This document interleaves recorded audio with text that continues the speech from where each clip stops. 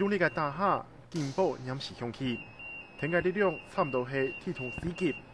但係中央氣象局用嘅鐵通702，我們大家隨時重視體驗鐵通嘅威力。是921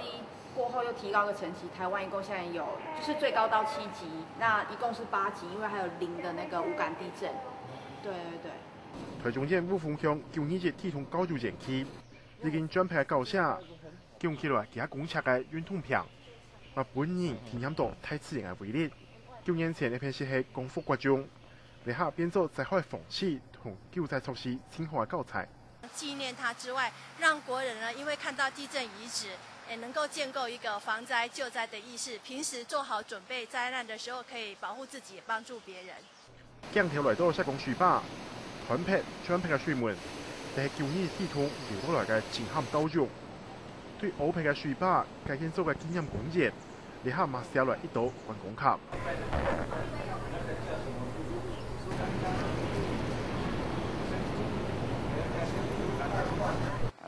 加減一個遊客攏會加看啦，人說就好奇心啦，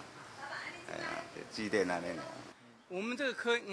科研嘛，在這邊不能騎腳踏車，我們可以說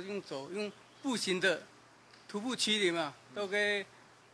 有個地震公園，那也是不錯啊。韓國9年嘅歲月，小龍部團成嘅震撼，雖然是係一場災難，但是馬蹄下降霧峰帶來寶貴嘅觀光教育資源。香港新聞的形容，台中報道。